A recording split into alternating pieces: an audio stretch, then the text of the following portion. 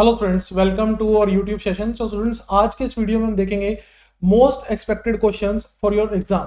तो स्टार्ट करते हैं पहला क्वेश्चन, और आज के इस लेक्चर में हम इकोनॉमिक्स बेस्ड क्वेश्चंस को कवर अप करेंगे।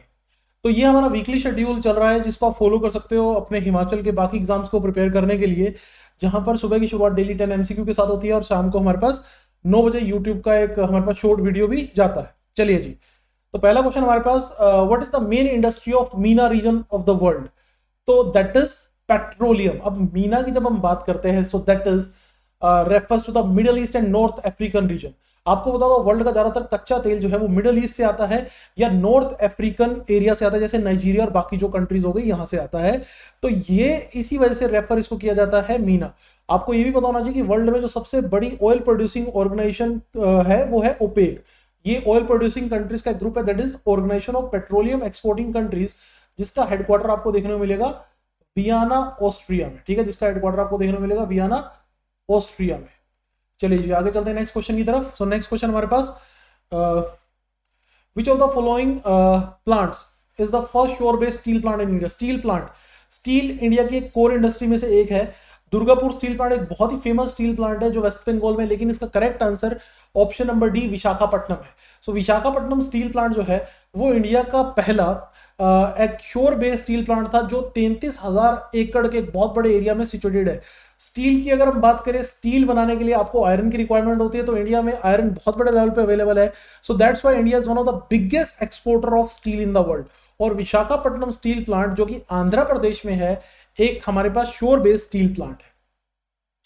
Next question, SEBI act passed in the parliament. SEBI act के बारे में बात हो रही है, तो 1992 में सेबी एक्ट हमारे पास पास हुआ था। SEBI stand for security exchange board of India. देखिए, सेबी जो है वो एस्टेब्लिश कब हुआ? सेबी एस्टेब्लिश हुआ इन द ईयर 1988। लेकिन इसको स्टैट्यूटरी पावर कब दी गई? हर्षद मेहता के फेमस स्कैम के बाद। इन फेमस स्कैम कहूंगा तो ज़्यादा बेटर रहेगा। तो हर्षद मेहता के इन फेमस स्कैम के बाद सेबी एक्ट पास हुआ, और हमारे पास सेबी जो है स्टॉक मार्केट का रेगुलेटर है, ये भी याद रखेंगे। और एक चीज और मैं यहाँ पर आपको बताना चाहूंगा, सेबी का हेडक्वार्टर हमारे पास मुंबई में है। Next question, bringing green revolution to the eastern India, that is BGREI। ये स्कीम किस क्रॉप को लेकर टारगेट करती है? So that is correct answer is rice.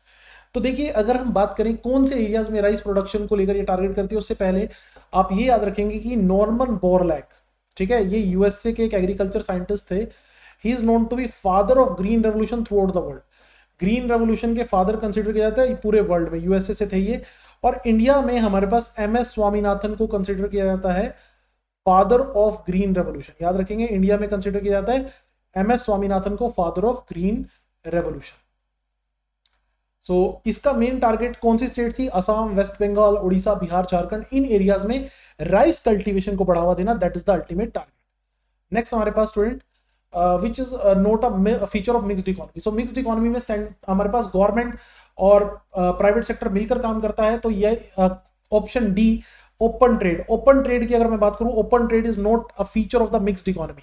देखिए, इंडिया अभी मिक्स्ड इकोनॉमी के स्ट्रक्चर को फॉलो कर रहा है, और स्टार्टिंग में जब इंडिया आजाद हुआ तो सोशलिस्ट इकोनॉमी का स्ट्रक्चर था। तो यहां पर प्राइवेट प्लेयर भी होते हैं और पब्लिक प्लेयर भी हमारे पास रहते हैं। पब्लिक सेक्टर भी होता है, प्राइवेट प्लेयर भी। ठीक है, चलिए नेक्स्ट क्वेश्चन हमारे पास, which crop is paid for fair and remunerative price?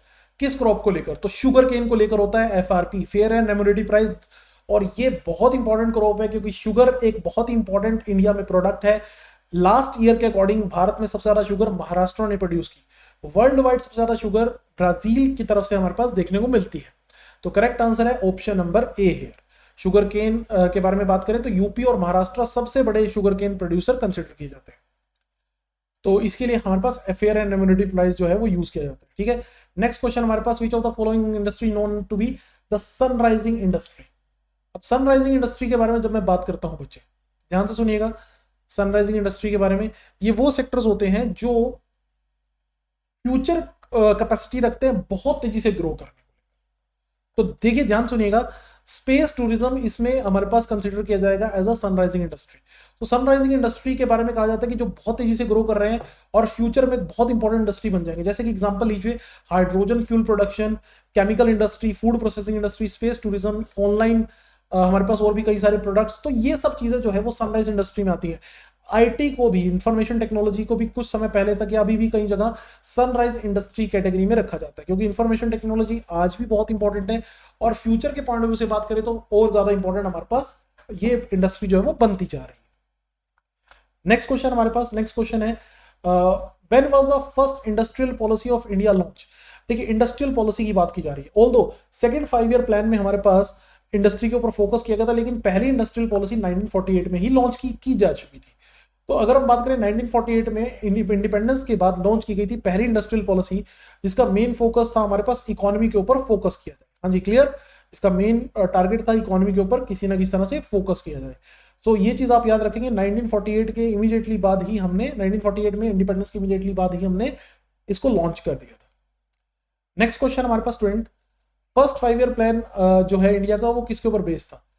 तो देखिए first 5 year plan is based on Harrod Domar model, Harrod Domar model के ऊपर बेस्ड था। सेकंड 5 ईयर प्लान जो है वो पीसी महालनोबिस मॉडल और तीसरा 5 ईयर प्लान गाडगिल मॉडल।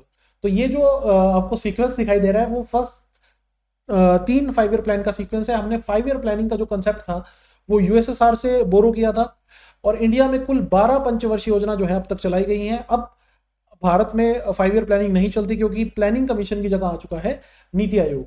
सो हैरल्ड डोमर मॉडल जो था वो हमारे पास यूज किया गया था for the first 5 year plan. Okay, last question for the day, GST is a consumption of goods and services tax based on, हाँ जी, so that is based on destination based tax है। देखिए ध्यान सुनिएगा, destination based tax क्यों कहा जाता है इसको, रीजन क्या है, देखिए ध्यान सुनिएगा। यहां पर मैं आपको बता दूं एक्चुअली क्या होता है कि जिस स्टेट में फाइनली प्रोडक्ट कंज्यूम किया जाता है उस स्टेट को टैक्स का शेयर मिलता है, हिस्सा मिलता है। So that's why GST is known to be a consumption based tax. GST को लागू किया गया था throughout the India for the concept of one nation one tax, ताकि टैक्स स्ट्रक्चर को इजी बनाया जा सके। तो ये था स्टूडेंट आज का वीडियो, उम्मीद करता हूं कुछ नया जानने को मिला होगा। वीडियो पसंद आई हो तो लाइक और शेयर जरूर कर दीजिएगा। मिलते हैं नेक्स्ट लेक्चर में। Thank you students.